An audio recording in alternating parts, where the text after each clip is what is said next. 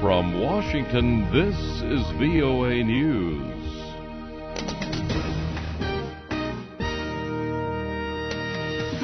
Coming up, U.S.-Syria options, plus Mayday violence. Hello, everyone. I'm Steve Norman. U.S. defense planners at the Pentagon have been putting together military options for President Obama on ways of dealing with chemical weapons in Syria. Syria is alleged to have used.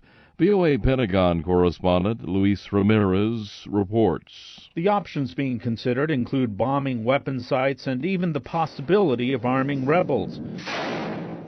In any scenario, there are no easy or quick solutions, leading Defense Department officials to proceed with extreme caution. Defense Secretary Chuck Hagel says the U.S. has concluded with some degree of varying confidence that Syria has used chemical weapons, but cautions against any rash decisions. We are continuing to assess what happened, when, where. I think we should wait to get the facts. With no consistent intelligence at this point, the choices remain unclear. Luis Ramirez, VOA News, at the Pentagon. And as for arming the opposition in Syria, senior White House officials say President Obama is considering supplying weapons to Syrian opposition, a move the United States has resisted because of fears the arms could end up in the hands of al-Qaeda-linked Islamist militants fighting alongside rebel forces. The officials also say Mr. Obama has not yet made a decision, but has asked the National Security Team to identify ways the United States can increase its assistance.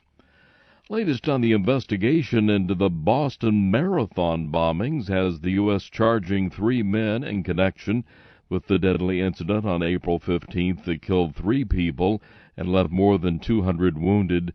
2 Kazakh nationals and an American who attended the same Massachusetts college that is, as accused bomber Dzhokhar Tsarnaev, are charged with obstructing justice by conspiring to destroy a laptop computer and a backpack containing fireworks that belonged to Tsarnaev.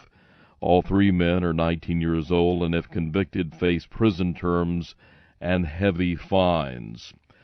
Reports from northwestern Pakistan say Afghan and Pakistani security forces along the border exchanged gunfire late Wednesday. Pakistani authorities say Afghan troops began firing at a checkpoint across the border, and the Pakistani side was forced to respond. Pakistanis say at least 2 of their security personnel were wounded. Afghan security officials blame the other side, accusing the Pakistanis of trying to take control of a checkpoint inside Afghan territory. The exchange of gunfire took place in the Goshta district of eastern Nangarhar province in Afghanistan. Police in Istanbul clashed Wednesday with Mayday demonstrators, the protesters trying to reach the main square where a planned demonstration had been banned. Sayla Hennessy reports.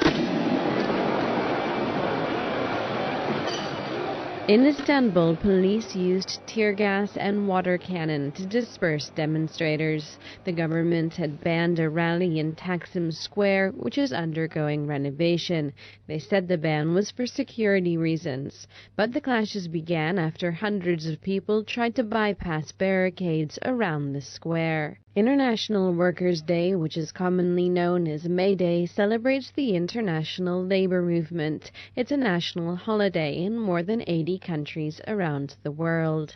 Sayla Hennessy for VOA News, London. President Obama leaves Washington Thursday for Mexico and Costa Rica on a trip to strengthen trade ties and discuss U.S. immigration reform, as well as security threats and drug wars. President Obama says his trip to Mexico will focus on economics to see how the 2 countries can deepen their economic ties. A lot of the focus is going to be on economics. We've spent so much time on security issues between the United States and Mexico that sometimes I think we forget this is a massive trading partner responsible for huge amounts of commerce and huge numbers of jobs on both sides of the border. We want to see how we can deepen that, how we can improve that, and maintain that economic dialogue over a long period of time. Mr. Obama said similar issues will come up in his talks in Central American leaders when he is in Costa Rica.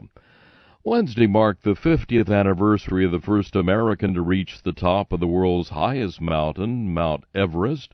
On May 1, 1963, Jim Whittaker reached the summit of the 8,500-meter-tall mountain just 10 years after New Zealand's Edmund Hillary and Nepal's Tenzing Norgay became the first climbers to conquer it. This is VOA News.